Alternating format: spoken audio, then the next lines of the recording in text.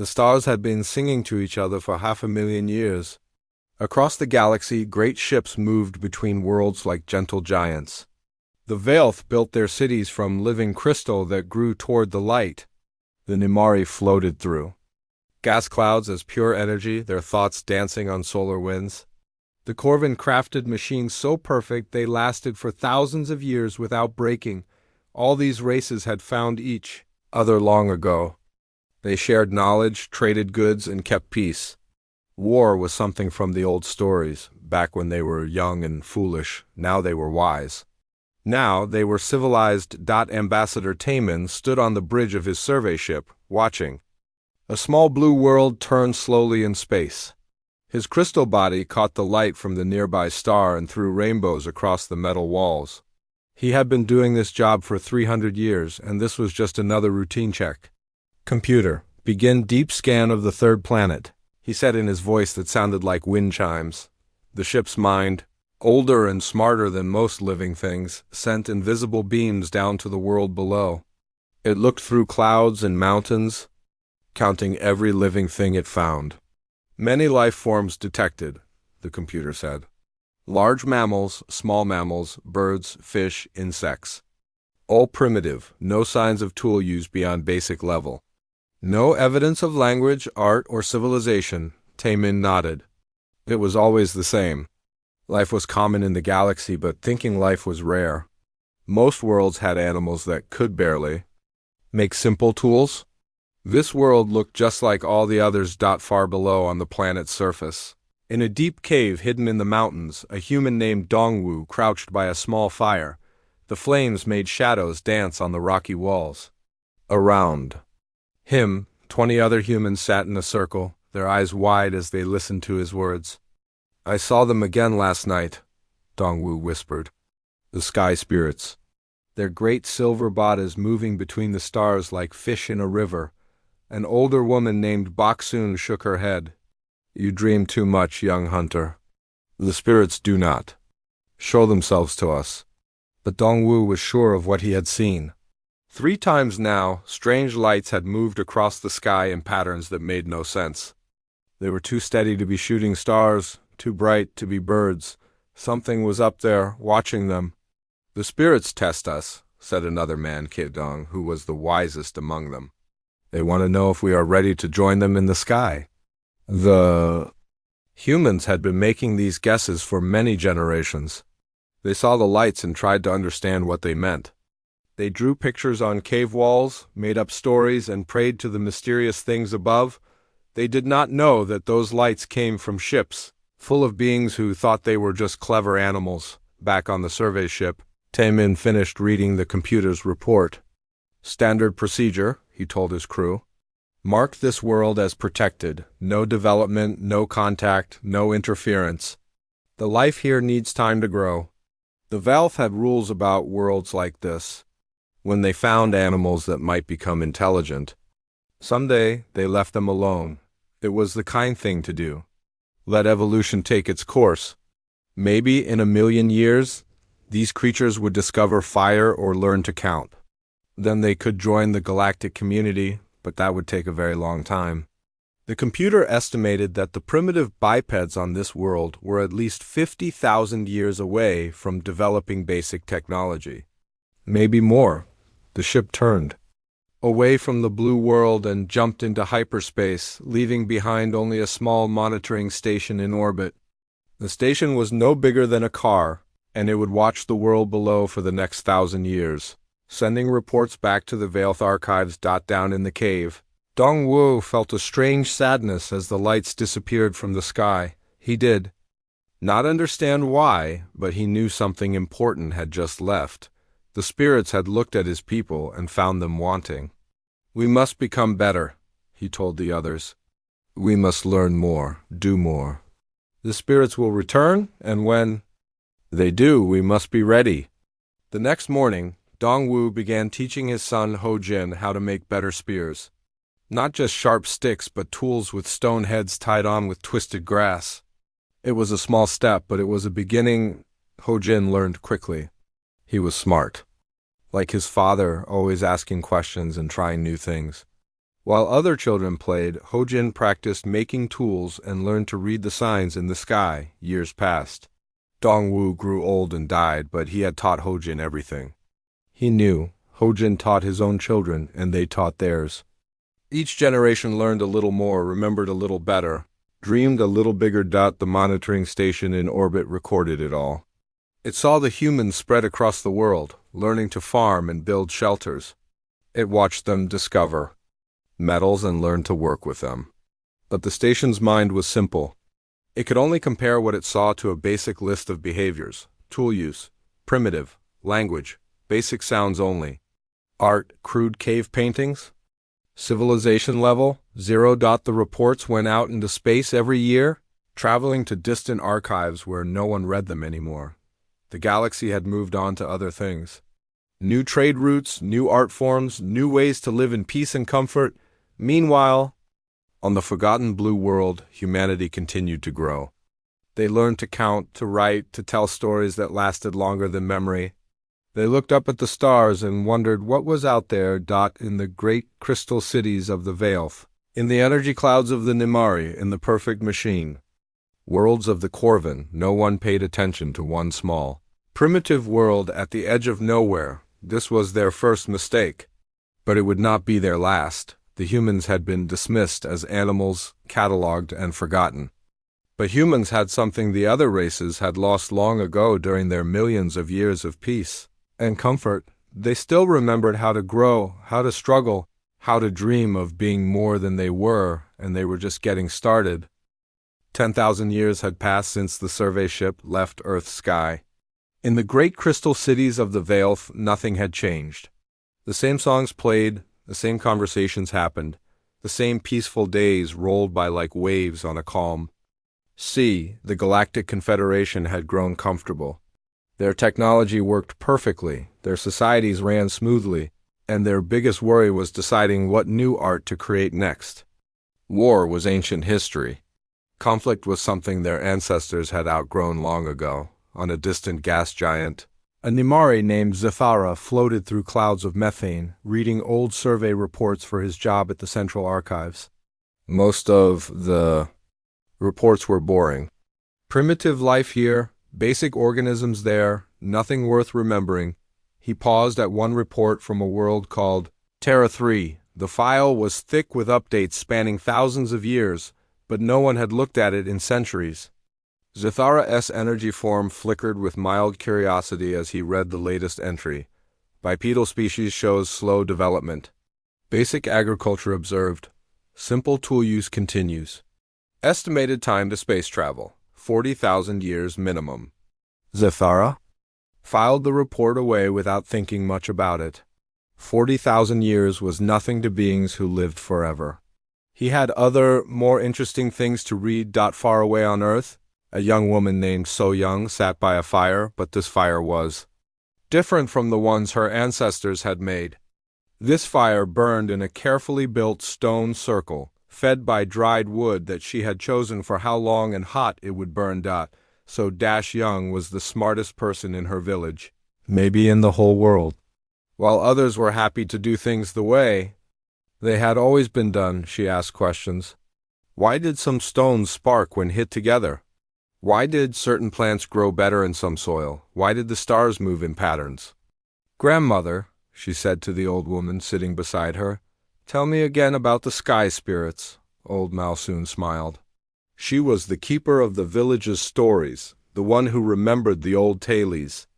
Long ago, your ancestor Dongwu saw lights in the sky.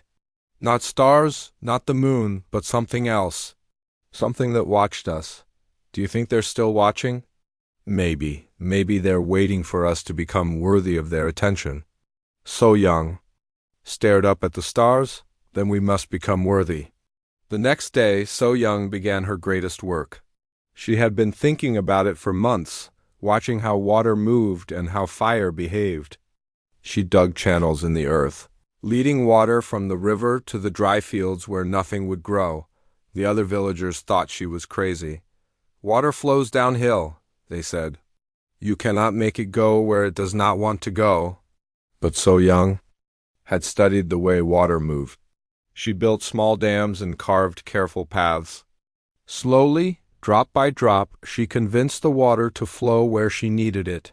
When the dry season came and other villages went hungry, So Young's people had plenty to eat. Their fields stayed green while others turned brown. Word spread. People came from far away to learn So Young's methods. She taught them freely, but she also learned from them. Each visitor brought new ideas, new ways of thinking about old problems. Soon, So Young was working on bigger challenges. She learned to breed the best animals together to get stronger, healthier offspring. She figured out which plants gave the most food and how to plant them so they helped each other grow. But her greatest discovery came by accident. One day, lightning struck a tree near the village. When So Young went to look at the damage, she found something strange. The lightning had hit a spot where the tree grew over some rocks, and the intense heat had changed the rocks into something new. They were harder than normal stone, but they could be shaped if heated enough. So Young had discovered metal. She experimented for years, learning to build fires hot enough to melt the rock metal and shape it into tools. Her metal knives were sharper than stone. Her metal spear points never broke. Her metal pots could be put directly in fire without cracking. The changes spread across the world like ripples in a pond. Villages that learned So Young's methods grew larger and stronger. They built better houses, grew more food, and had time to think about new things. So Young's son, Hyun-woo, inherited his mother's curiosity. But where she had focused on practical things like farming and metalworking, he dreamed of bigger questions. "Mother," he said one evening as they worked together in her workshop, "why do the stars move? What are they made of?" "I do not know," So Young admitted. "But perhaps someday someone will find out." Hyun-woo spent his life trying to be that someone. He built devices to study the sky, carefully watching how the stars and planets moved. He made maps showing where everything was at different times of the year. More importantly, he began to understand that the lights in the sky were not spirits or magic. They were real things, far away but real. And if they were real things, maybe people could reach them someday. His ideas seemed impossible to most people. How could anyone travel to the stars? They were so far away that birds could not fly there, and no boat could sail through the sky. But Hyun-woo was not discouraged. "My mother learned to make water flow uphill," he told his doubters. "She learned to make rocks turn into metal. If she could do impossible things, maybe someday we can do them too." He taught his son, who taught his son, who taught his children. Each generation built on what came before, learning a little more, dreaming a little bigger. Meanwhile, in space, above their world, the automated monitoring station continued its job. Every year, it sent the same kind of report to the central archives. Species development continues at expected pace. Agriculture widely adopted, metalworking observed in several regions. No signs of advanced technology. No evidence of spaceflight capability. The station's simple computer brain could recognize basic activities, but it could not understand what those activities meant. It saw humans building better tools, but it did not see them building towards something greater. In the crystal cities of the Velth, in the energy clouds of the Nimari, in the machine worlds of the Corvin, life continued unchanged. The great races had everything they needed. They had solved all the important problems long ago. Now they spent their time on art, philosophy, and the gentle pleasures of a perfect civilization. They had no idea that on a small, ignored world at the edge of their territory, something new was stirring. The humans were not just learning to make better tools, they were learning to learn. They were developing something the galactic races had lost over their millions of years of comfort, the hunger to become more than they were. So Young died at a great age, honored by thousands of people whose lives were better because of her discoveries. At her funeral, Hyun-woo spoke to the crowd. "My mother taught us that we do not have to accept the world as it is. We can change it. We can make it better. And someday, when we are wise enough and strong enough, maybe we can reach the stars themselves." The crowd thought he was speaking in metaphors the way people do at funerals. They did not know he meant every word. Up in the dark space above them, the monitoring station recorded the funeral as a primitive ritual and filed the information away. Just another data point in an endless stream of unimportant observations from an unimportant world. The galaxy slept peacefully, unaware that its future was being built by clever apes who had just learned to dream. 100,000 years had crawled by in the galaxy, but they felt like yesterday to the immortal races. The Veilth still sang the same crystal songs their great-grandparents had loved. The Nimari danced through the same cosmic winds. The Corvin maintained machines that had run perfectly for longer than most stars had existed. In the central archives, the reports from Terra 3 piled up like dust. No one read them anymore. The last time anyone had bothered to look was 50,000 years ago, when a junior clerk noticed that the primitive bipeds had learned to work iron. That was filed under expected development and forgotten. The automated monitoring station continued its lonely vigil, sending signals to computers that stored them but never looked at them. As far as the galaxy was concerned, Terra 3 might as well not exist. On Earth, everything had changed. G-Hoon stood in his factory, watching workers feed coal into the hungry mouth of his greatest creation. The steam engine was beautiful in its power, all gleaming metal and hissing pipes. It turned great wheels that ran machines that could do the work of 100 men. More pressure, Ji-Hoon called to his workers. The pistons must move faster, if we want to finish the order by next week. The factory was loud and hot and full of smoke, but Ji-Hoon loved every minute of it. This was progress. This was humans taking control of the world around them, bending metal and steam and fire to their will. His daughter Yoonji often visited the factory, but she was more interested in the big questions than the practical ones. While her father built machines to make life easier, she wondered about life itself. "Father," she said one day as they watched the great engine work, "do you think we are alone?" "What do you mean?" "I mean in all the universe.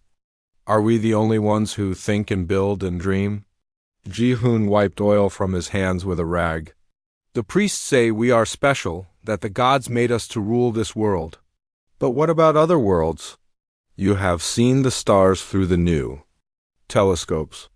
Some of them have worlds circling them, just like our sun. What if there are people on those worlds too?" It was a dangerous thought. The religious leaders taught that Earth was the center of everything, that humans were the only intelligent life in creation. But Yoonji had read the old stories, the ones passed down from ancient times about lights in the sky that moved like living things. "If there are others out there," she said quietly, "maybe someday we will meet them." Yoonji spent her nights studying, the stars and her days writing. She filled books with her thoughts about other worlds and other kinds of people. Most folks thought she was a little crazy, but her ideas spread among the young scholars and inventors. Her writings asked questions that no one had asked before. If there were people on other worlds, what would they be like? Would they be friendly or dangerous? Would they have knowledge that humans could learn? And most importantly, how could humans ever hope to reach them? The answer seemed impossible. The stars were so far away that even light took years to travel between them. No machine that humans could imagine would be strong enough to cross such distances, but Yoonji believed it could be done. "My father's engines can pull trains across continents," she wrote.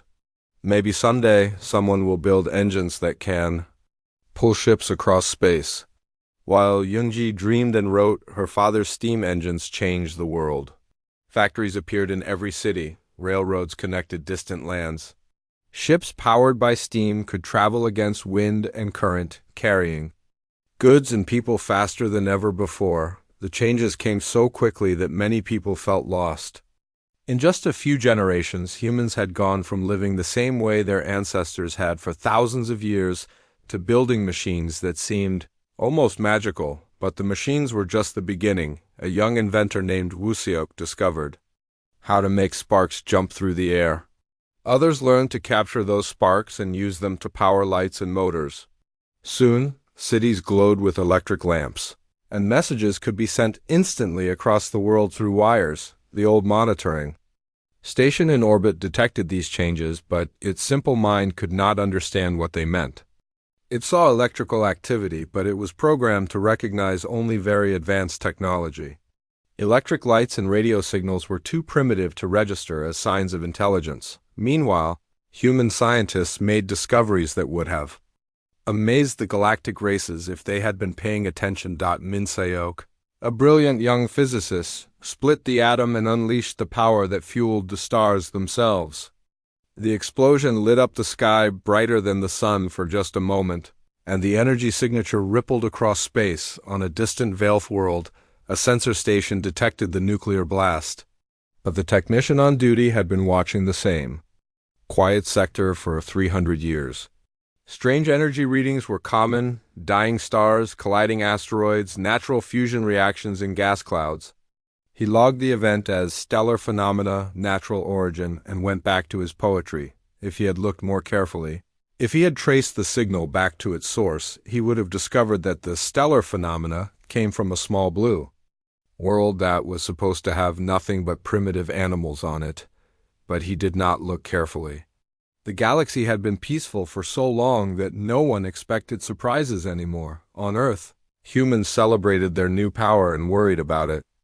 At the same time, nuclear energy could light cities or destroy them. It could power ships to the stars or turn the whole world into a wasteland. EUN-G. Now an old woman wrote her final book about the responsibility that came with such power. "We have learned to split the atom," she wrote. "We have harnessed the same forces that make the stars shine.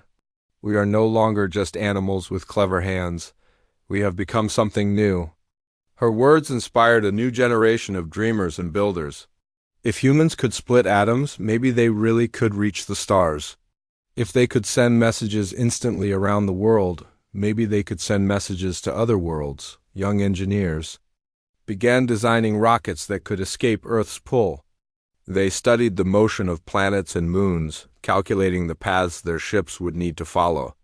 They dreamed of bases on other worlds, of human colonies spreading through space. But first, they needed to prove it could be done. The first rockets were small and crude, barely reaching the edge of space before falling back to Earth, but each failure taught them something new. Each crashed rocket brought them closer to success. In the great crystal cities of the Veilth, in the energy clouds of the Nimari, in the machine worlds of the Corvin, the immortal races continued their eternal routines. They had achieved perfection long ago. Why change? They did not know that change was coming whether they wanted it or not. On the forgotten world at the edge of their territory, the creatures they had dismissed as animals were building machines that would soon carry them to the stars. The humans were no longer content to wonder about the lights in the sky. Soon, very soon, they would become lights in someone else's sky. The monitoring station continued its faithful watch, sending unread reports to unattended archives. It recorded the rocket launches as atmospheric disturbances and the nuclear tests as seismic activity. It never occurred to the station's simple computer that the animals it was supposed to be watching had learned to split atoms and dream of other worlds. After all, animals could not do such things. The galaxy's wisest races had said so 500,000 years ago, and surely the galaxy's wisest races could not be wrong. Commander Wu Jin strapped himself into the pilot's seat of humanity's first interstellar spacecraft. The engines hummed beneath him, fusion reactors that turned matter into pure energy. It had taken 300 years of failed experiments, crashed prototypes, and brilliant discoveries to build this ship. "Control, this is Explorer 1, he said into his radio. "All systems green, ready for departure." Far below on Earth, millions of people watched their screens, holding their breath. This was the moment they had dreamed of for generations. A human being was about to leave not just the world, but the solar system itself. "You are go for launch, Explorer 1, came the reply from Mission Control. "Make us proud, Wu Jin." The engines roared to life, pushing the small ship away from Earth with more power than 1,000 lightning bolts. As Wu Jin felt the acceleration press him back into his seat, he thought about all the people who had made this moment possible. Yunji, who had first dreamed of reaching the stars, Min Seok, who had unlocked the atom's power, thousands of engineers and scientists who had given their lives to this dream. "We are no longer bound to one world," Wu Jin said as Earth grew small behind him. His words traveled back through space on radio waves, carried by the same kind of energy that powered the stars, light years away. On a gas giant where the Namari lived, a young technician named Zethara was monitoring deep space communications. His job was boring. Mostly he listened to the natural radio noise that stars and planets made as they spun through space. But today, something was different. A new signal appeared on his instruments, artificial and structured, clearly not from any natural source. Zethara studied the patterns with growing excitement. This was a real message from somewhere in the galaxy. He traced the signal back to its source and frowned.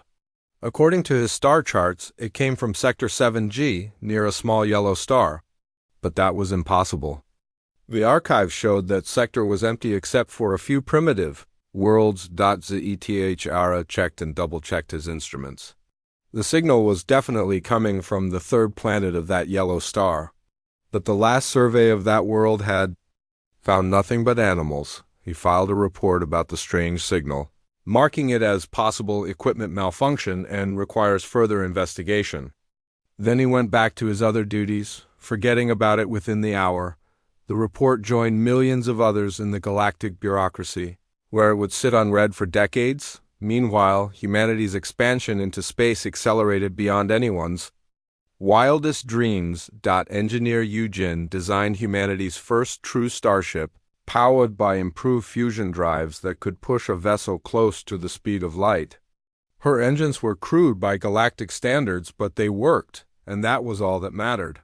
"We don't need perfect," she told her design team. "We need functional. We can improve them once we're out there." It was a very human way of thinking. The galactic races spent centuries perfecting each new technology before they used it. Humans built something that worked and then made it better as they went.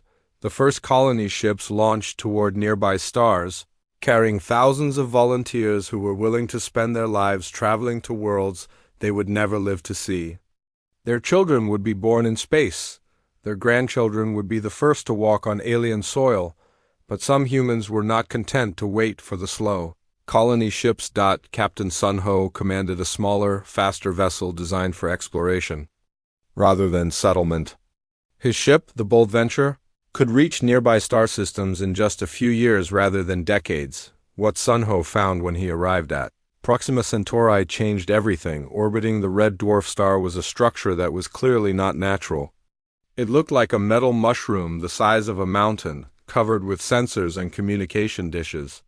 Strange symbols were carved into its surface. "This is it," Sun Ho whispered to his crew as they stared at the alien artifact. "Proof that we're not alone." The structure was old, maybe thousands of years old, but it was still functioning. Banks of instruments tracked the movements of planets and moons. Communication arrays pointed toward distant parts of the galaxy. It was a monitoring station, left behind by someone to watch this corner of space. Sun Ho's science officer, a brilliant woman named Min Ho, worked for weeks to understand the alien technology. The mathematics were different from anything humans used, but mathematics was universal. Slowly, carefully, she began to decode what the station was designed to do. "Captain," she said finally, her voice shaking with excitement and fear, "this station is programmed to watch a specific star system. Our star system. It's been sending reports about Earth for hundreds of thousands of years." The implications hit Sun Ho immediately. "You mean we've been watched this whole time?" "Not just watched, cataloged, studied, and dismissed." Min Ho showed him the decoded files. "According to these records, we're classified as non-sapient wildlife, and our world is marked as a protected primitive zone." The fury that swept through Sun Ho was unlike anything he had ever felt. For 500,000 years, some alien race had been watching his people, taking notes about them like they were animals in a zoo. They had seen humans discover fire, invent writing, build cities, split the atom, and reach for the stars. And through it all, the Watchers had dismissed them as nothing more than clever beasts. "Copy everything," Sun Ho ordered. "Every file, every record, every piece of data in that station. Humanity needs to know about this." The information that bold venture brought back to Earth sparked a revolution in human thinking. They were not alone in the universe. They were surrounded by civilizations, so advanced that they considered humanity to be animals. But humans had also learned something else from the alien monitoring station. The Watchers were careless. Their technology was old and unchanging. They had been so convinced of their superiority that they had stopped paying attention to the worlds. They were supposed to be watching. President J1 called an emergency session of the World Council. Leaders from every nation gathered to hear Sun Ho's report and decide what humanity's response should be. "We have a choice," J1 told the assembly. "We can try to make contact with these aliens and hope they accept us as equals. Or we can assume they won't and prepare for the worst." The debate that followed lasted for weeks. Some humans wanted to send peaceful messages to the stars, announcing their presence and asking to join the galactic community. Others argued that any race that could watch intelligent beings for 500,000 years and still consider them animals was not likely to welcome humanity with open arms. In the end, they chose a middle path that was very human. They would prepare. For both possibilities, diplomatic teams began composing messages of peace and friendship, to be sent to the coordinates Minho had found in the alien database. At the same time, military leaders began planning humanity's defense against beings whose technology was far beyond their own, but the humans had advantages that the aliens might not expect. They were used to conflict, to struggle, to fighting for everything they had. The galactic races had been peaceful for so long that they might have forgotten how to fight. More importantly, humans were used to being underestimated. They had spent their entire history proving that they were more than they appeared to be. As the first diplomatic signals traveled toward the stars, carrying humanity's greetings to the galaxy, construction began on a new generation of ships. These were not exploration vessels or colony transports. They were warships, designed by people who remembered that sometimes peace was something you had to fight for. The galaxy had been watching humanity for 500,000 years, dismissing them as primitive animals. Soon, the galaxy would learn that humans were not animals at all. They were something far more dangerous. They were survivors who had learned to dream.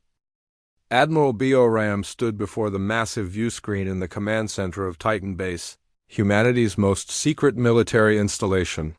Hidden in the shadows of Saturn's largest moon, the base had been under construction for 50 years. Now it housed the largest fleet of warships in human history. "Status report," she ordered her staff. 700 combat vessels completed and operational, reported her aide, Captain Sun Ho, who had been promoted after his discovery of the alien monitoring station. Another 300 in final construction phases. All ships equipped with reverse-engineered alien technology. Boram nodded grimly. For half a century, humanity had been preparing for the day when they would announce themselves to the galaxy. But they had learned from history that first impressions mattered, and they intended to make sure their first impression was one of strength. The work had been done in absolute secrecy. As far as most humans knew, their governments were focused on peaceful exploration and colonization. They had no idea that their best scientists and engineers were working around the clock to build weapons that could crack planets. "What about the new shield technology?" Ram asked. "Dr. Kyungmi's team has made another breakthrough," Sun Ho replied. "The energy barriers can now deflect particle beams with 95% efficiency. The aliens' primary weapons won't be able to touch us." Kyungmi herself entered the command center at that moment, her face showing the exhaustion of someone who had been working 18-hour days for months. She was humanity's greatest weapons designer, a woman who could create instruments of destruction. That would have impressed the ancient gods of war. "Admiral," she said, saluting crisply, "the planet-killer weapons are ready for final testing." Boram felt a chill despite the warm air of the command center. The planet killers were humanity's ultimate weapon, bombs that could literally crack a world in half. The moral weight of such devices kept her awake at night, but she knew they might be necessary. "Are you certain they'll work?" "As certain as I can be without actually destroying a planet," Kyung-mi replied. "The computer simulations show a 98% probability of success. The fusion charges will cause a chain reaction in any planet's core. Nothing will survive." The words hung in the air like a curse. Humanity had spent centuries learning to create life, to heal the sick, to explore the wonders of the universe. Now they were preparing to destroy entire worlds if necessary, but they had also learned from studying the alien technology that the galaxy was not a safe place for the weak. The monitoring stations contained records of dozens of species that had tried to join the galactic community peacefully. Most had been enslaved or wiped out by races that saw them as inferior. Only the strong survived among the stars. Meanwhile, Captain Sun Ho continued his secret scouting missions, mapping the alien trade routes and military positions throughout the galaxy. What he found was both encouraging and terrifying. "The good news," he reported to Bo-Ram after his latest mission, "is that they're completely unprepared for war. I've observed 17 different alien fleets in the past year, and none of them carry serious weapons. Their ships are built for exploration and trade, not combat. And the bad news? There are thousands of them. Maybe tens of thousands. Even with our technological advantages, we'd be outnumbered 1,000,000 to 1. Bo-Ram studied the star charts that Sun Ho had brought back. The Galactic Confederation was vast, stretching across half the galaxy. Their fleets might be peaceful, but they were everywhere. What about their homeworlds, lightly defended? Most of them don't even have orbital defense platforms. It's like they've forgotten that anyone might want to attack them. That was the aliens' weakness, Bo-Ram realized. They had been peaceful for so long that they had no idea how to fight a real war. They thought in terms of single ships and individual battles, not the kind of total warfare that humans had perfected over thousands of years of conflict. "Update the battle plans," she ordered. "If this comes to war, we hit their homeworlds. First and hard.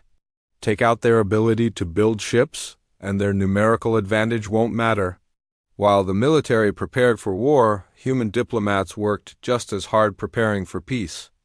Ambassador Tae-young led a team of linguists and cultural experts who had spent decades studying the alien languages and customs found in the monitoring stations.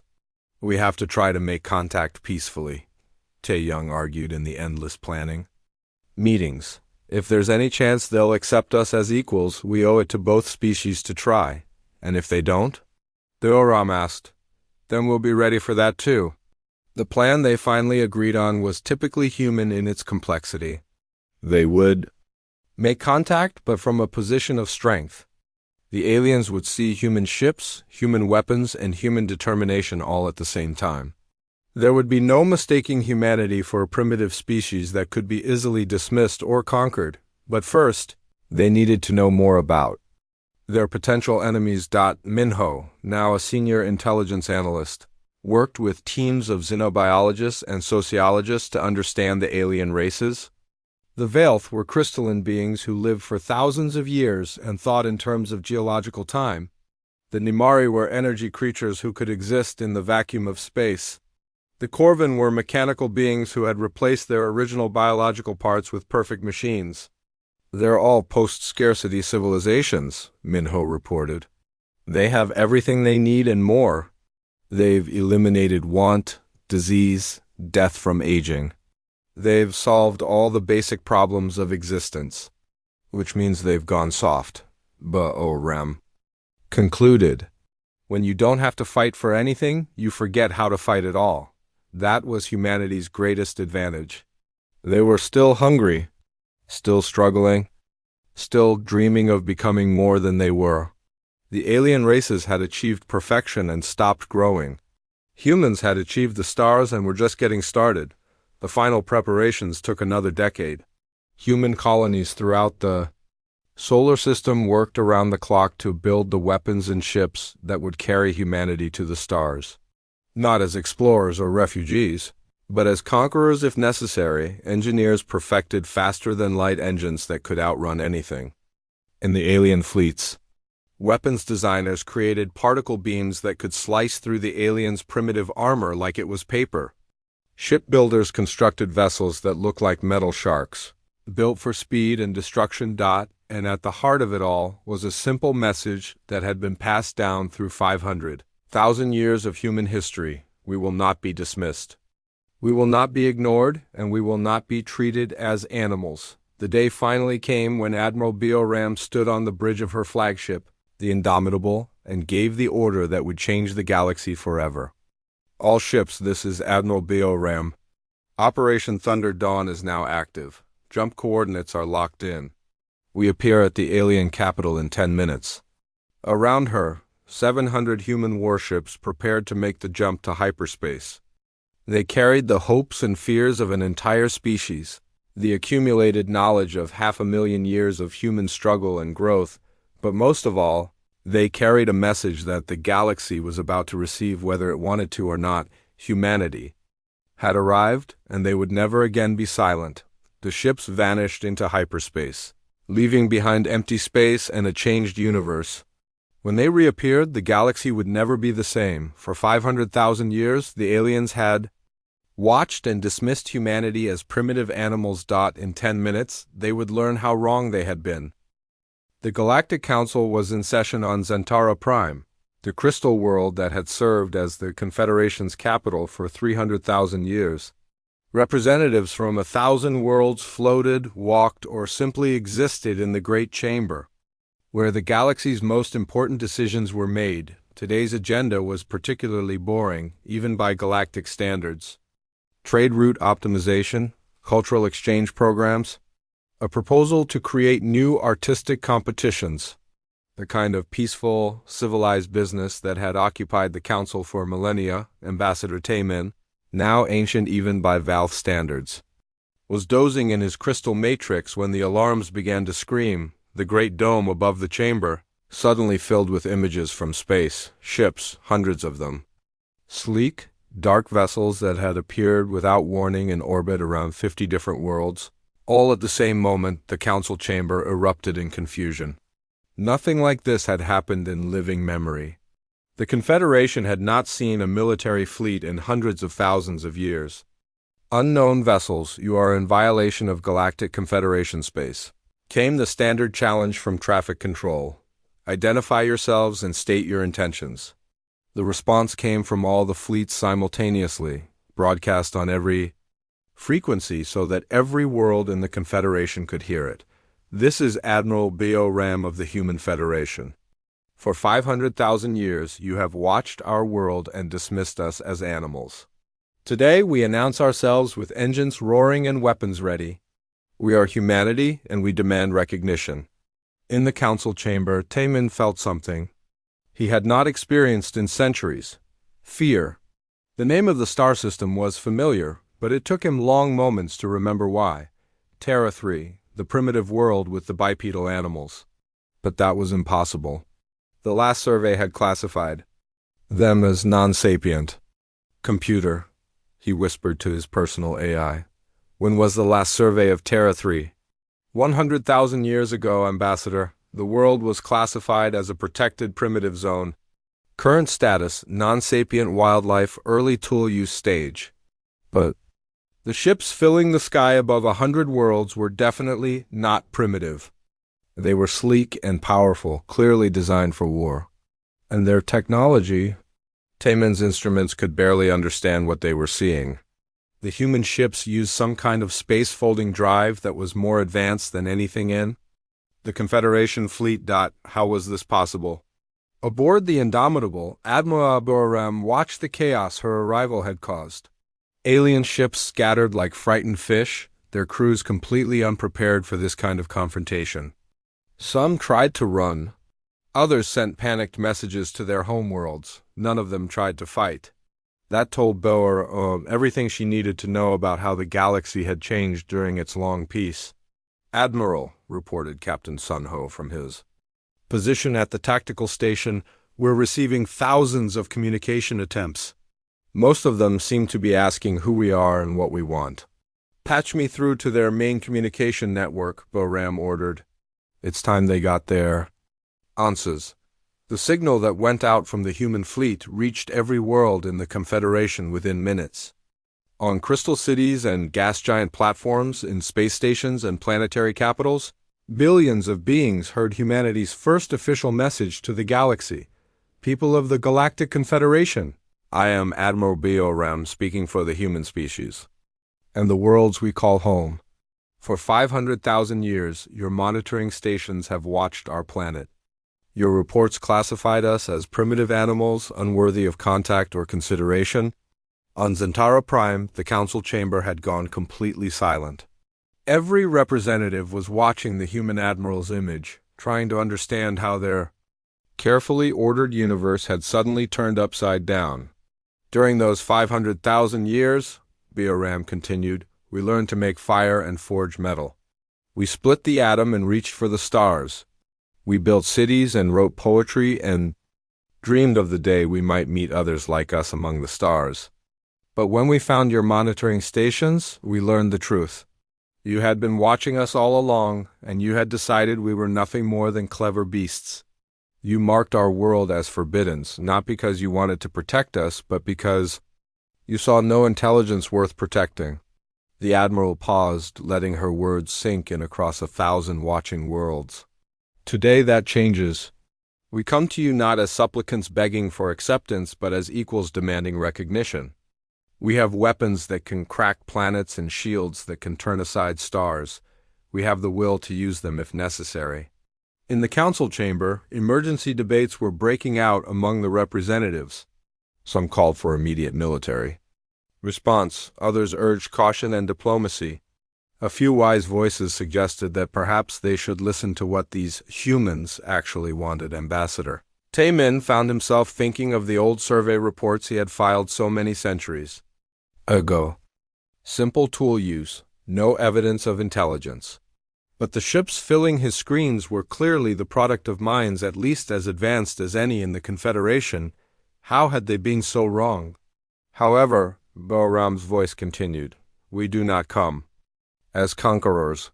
We come as a people who have earned their place among the stars through struggle and determination. We offer friendship to those who can accept us as equals, but we will defend ourselves against any who cannot. The transmission ended, leaving the galaxy in stunned silence. Then the diplomatic messages began flooding in. Some were hostile, demanding that the humans withdraw immediately. Others were curious, asking for more information about human history and technology.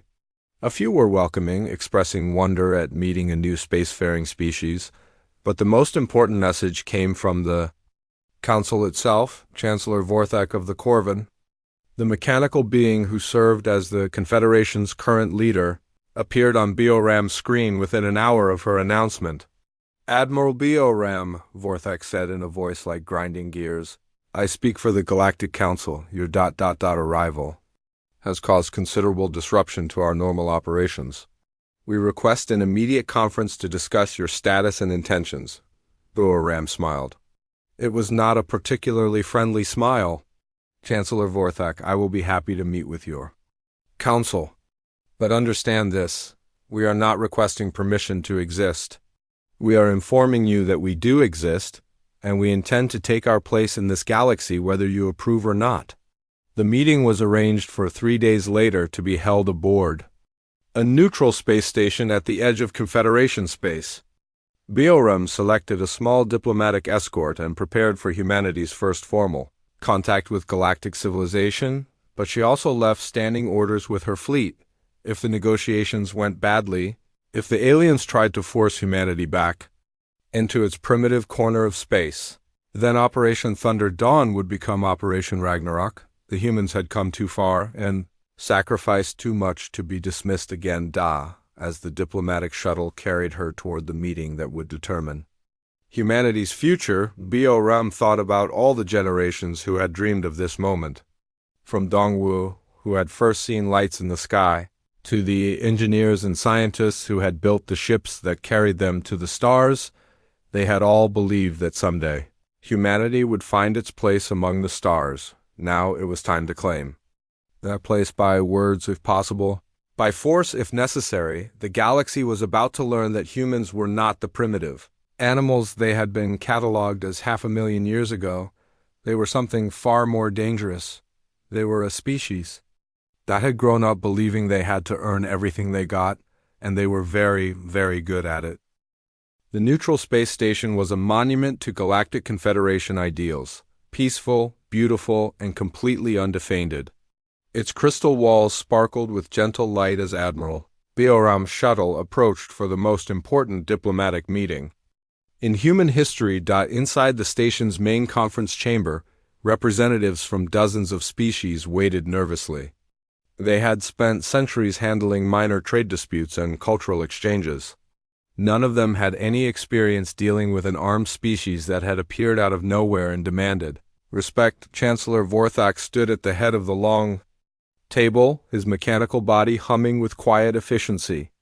Around him sat the most powerful beings in the galaxy, Ambassador Taman of the Velth, Elder Sirtha of the Namari, and representatives from 100 other worlds. When Bioram entered the chamber, the temperature seemed to drop.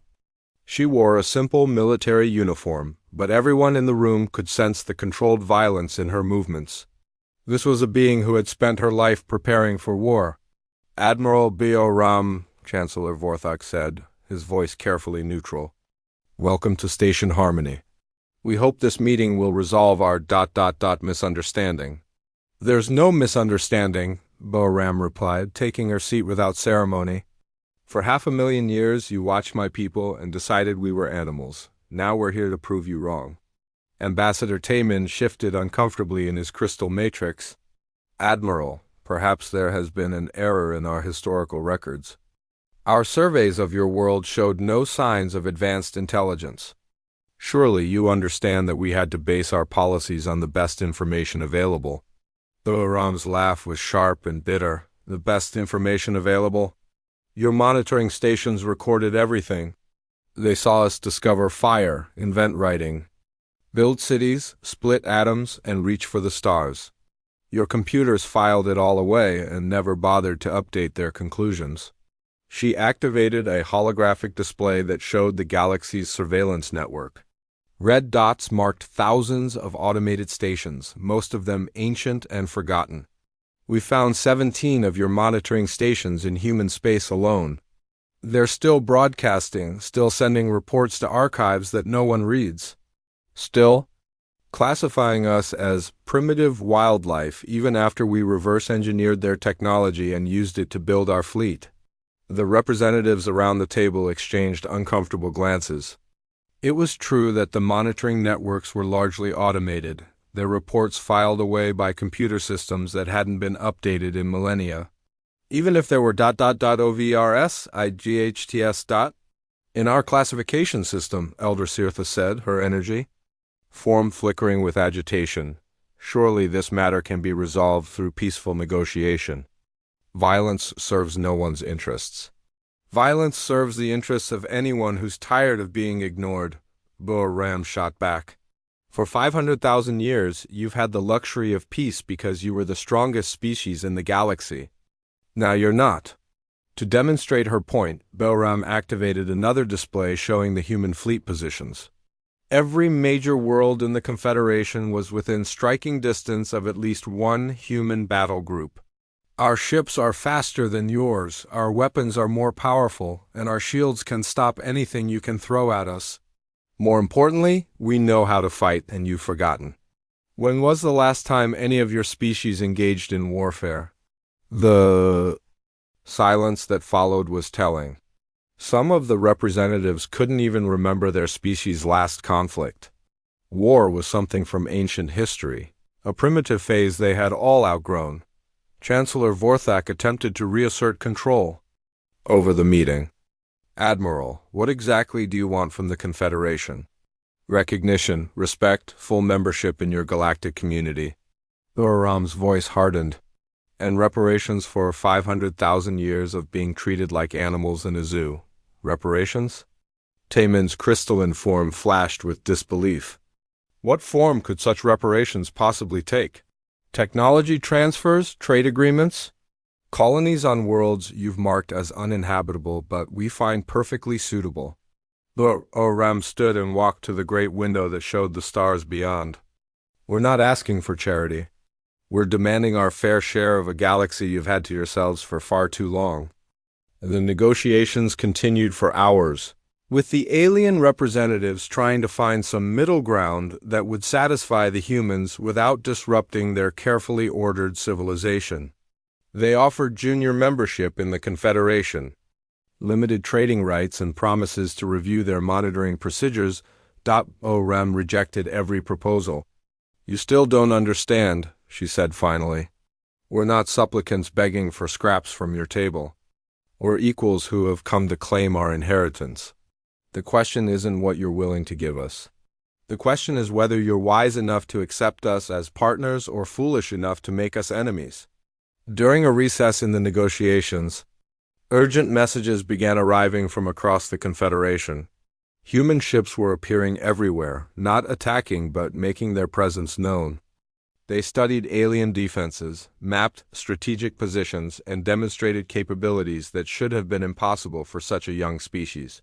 Admiral Sunho, now commanding the Terran Expeditionary Force, had been busy implementing the next phase of humanity's plan. His scouts had penetrated deep into alien space, gathering intelligence on their industrial capacity and military readiness. What they found was both encouraging and terrifying. The aliens had vast resources and ancient wisdom, but they had grown complacent during their long peace. Their defenses were minimal, their fleets were scattered, and their military doctrine was centuries out of date. Chancellor, came an urgent communication from the Corvin homeworld. Human vessels have appeared in our system. They're not hostile, but they're scanning our manufacturing centers and defense platforms. Similar reports flooded in from Valve Space, Namari territories, and dozens of other systems. The humans were everywhere, moving with a speed and coordination that demonstrated their military sophistication. Engineer Minho, now serving as humanity's chief technology officer, had been analyzing alien technology during the negotiations. What she discovered changed everything. Admiral, she reported privately to Ram, their technology is incredibly advanced, but it's also incredibly old. Some of their core systems haven't been updated in hundreds of thousands of years. They achieved perfection and then stopped innovating. Can we match it? Match it? Admiral, in some areas we've already surpassed it. Our faster-than-light drives are more efficient than theirs. Our weapons are more focused. Our tactics are infinitely more sophisticated. This gave BRM the confidence to make her final offer to the Galactic Council. Representatives of the Confederation, she said when negotiations resumed, I've tried to be diplomatic, but diplomacy requires good faith on both sides. You've shown that you're not capable of seeing us as equals, only as problems to be managed. She activated a final holographic display, showing the locations of human planet-killer weapons positioned throughout Confederation space. These are fusion devices capable of cracking a world's core. We have them in position around 50 of your most important worlds, including this station. They are not targeted at populated areas, we're not monsters, but they could destroy your industrial capacity and military infrastructure within hours. The chamber erupted in panic. Representatives shouted demands, threats, and pleas all at once. Chancellor Vorthok raised his arms for silence. Admiral, surely you're not threatening genocide? I'm threatening exactly what you threatened us with for 500,000 years, extinction as a spacefaring species. The difference is we're giving you a choice. Bahram's voice carried across the chamber with absolute authority. You can accept us as full equals in this galaxy with all the rights and responsibilities that entails. Or you can try to force us back into our corner of space. And see how that works out for you. We need time to consider your proposal, Vorthok said desperately. You've had 500,000 years to consider it. You chose to ignore us instead. Bahram gathered her materials and prepared to leave. You have 24 hours to decide. After that, we'll assume you've chosen war. As the human delegation departed, chaos erupted in the conference chamber. Some representatives called for immediate military mobilization. Others urged complete capitulation to human demands. A few wise voices suggested that perhaps the humans had earned the right to be treated as equals, but time was running out, and the galaxy was about to learn that humanity had not spent 500,000 years dreaming of the stars just to be dismissed as primitives. When they finally reached them, the reckoning had begun, and the galaxy would never be the same. 23 hours and 47 minutes after Admiral Beoram's ultimatum, Chancellor Vorthok's message reached every human ship in the galaxy simultaneously. Admiral Beoram, on behalf of the Galactic Confederation, I formally surrender to human forces and accept all terms you have specified. The war that everyone had feared lasted exactly 30 minutes. It began when a radical faction of Namari extremists, calling themselves the Pure Energy Coalition, decided that no primitive species should be allowed to dictate terms to their debtors. They launched a surprise attack on the human diplomatic vessel returning from Station Harmony. The attack was perfectly executed by Confederation standards. A dozen energy beings focused their power into a coherent beam that should have vaporized any known starship. Instead, it splashed harmlessly against the human vessel's shields like rain against a window. Admiral Sunho's response was swift and devastating. The Pure Energy Coalition's base, hidden in the heart of a gas giant, was destroyed by a single human weapon that turned their entire facility into superheated plasma. 600 extremists died in the first minute of humanity's first galactic war. Any other objections? The Beoram broadcasted on all frequencies. There were none. The surrender was signed aboard the Indomitable, with representatives from every major species in the Confederation acknowledging humanity's right to full membership in galactic civilization. But the document was more than just a treaty. It was a complete restructuring of how the galaxy would be governed. General Eugen, recently promoted to oversee Earth's new galactic military command, stood beside Beoram as they received the alien surrender. She had spent her life building weapons of war, never imagining she would see them used to secure peace. Admiral, she said quietly, what happens now? We've won everything we demanded, but winning was the easy part. Beoram nodded thoughtfully. She had been asking herself the same question. Humanity had spent centuries preparing for this moment, but they had focused on achieving victory, not managing it. Now we learn to be the strong ones, she replied. For 500,000 years, the galaxy was protected by species who had forgotten how to fight. That era is over. The changes came quickly and dramatically. Human fleets took over patrol duties throughout Confederation space, their advanced sensors and weapons making piracy and territorial disputes things of the past.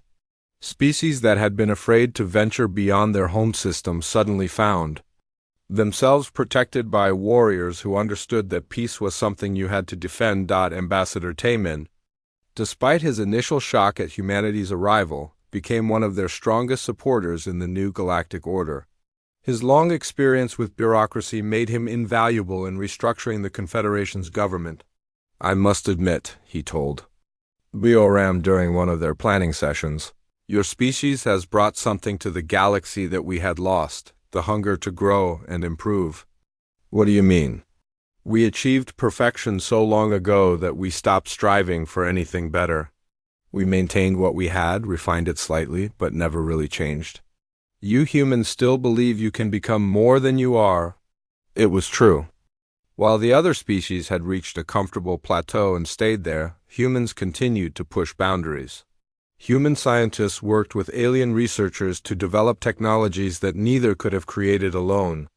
Human artists collaborated with Valth crystal singers and Namari, energy dancers to create new forms of beauty that stunned the galaxy. But perhaps the most important change was in how the galaxy handled new species. Captain Donghe, one of Beoram's former officers, was placed in charge of the new First Contact Division. Her job was to ensure that no species would ever again be dismissed or ignored the way humanity had been. Every world gets a proper survey, she explained to her mixed team of human and alien explorers. Every sign of intelligence gets investigated. Every developing species gets protection and support, not surveillance and neglect. The old monitoring stations were replaced with active research bases staffed by beings who understood the difference between animals and people who hadn't invented space travel yet. The galaxy's younger species suddenly found themselves with mentors instead of watchers, teachers instead of catalogers. 3 years after first contact, President J1 addressed the reformed Galactic Assembly from Earth itself, representatives from 1,000 worlds gathered in the great hall that humanity had built to house their new government. 500,000 years ago, J1 began, your ancestors found our world and decided we were nothing more than clever animals. They marked us as primitive and left us alone to develop at our own pace. The assembled representatives listened in respectful silence. Many of them were the same beings who had initially opposed humanity's demands, but they had come to understand that the galaxy was better off with humans as partners rather than enemies. In a way, we should thank them for that neglect. If they had made contact with us when we were truly primitive, we might have become dependent on their gifts rather than developing our own strength. If they had tried to conquer us, we might have been destroyed before we had a chance to grow. Instead, they ignored us, and in that ignoring gave us the greatest gift possible, the chance to become ourselves, to develop our own character, to reach the stars on our own terms. J1 paused and gestured to the great window that showed Earth turning slowly in space below them. Today, our children play in gardens that grow under alien suns. Our scientists unlock secrets that have puzzled the galaxy for millennia. Our warriors stand guard over worlds whose names we couldn't pronounce a decade ago. We are no longer the silent watchers in the dark, dreaming of the day we might touch the stars. We are the stars themselves, burning bright across the galaxy, impossible to ignore and impossible to forget. The final image showed children of all species, human, Veilth, Nimari, Corvin, and dozens of others, playing together in a park on New Terra, humanity's first colony beyond their home system. Above them, sleek human warships maintained their eternal patrol, their engines humming with quiet power. In the crystal cities of the Veilth, the energy clouds of the Nimari and the machine worlds of the Corvin, life had changed in ways both subtle and profound. The long peace continued, but it was now protected by beings who understood that peace was not the absence of conflict, but the presence of justice. The galaxy had learned to listen for new voices among the stars, knowing that somewhere out there, another species might be watching the lights in their sky and dreaming of the day they too could claim their place among the civilized worlds, and when that day came, they would not be dismissed as animals or ignored as primitives. They would be welcomed as the newest members of a galactic community that had finally learned the difference between being the strongest and being the wisest. The human race had been silent for 500,000 years, catalogued and dismissed by beings who should have known better, but when they finally spoke, their voice echoed across the entire galaxy, carrying a simple message that would never be forgotten. We are here. We matter, and we will never again be silent. The age of the silent watchers was over. The age of the roaring engines had begun, and the galaxy would never be the same.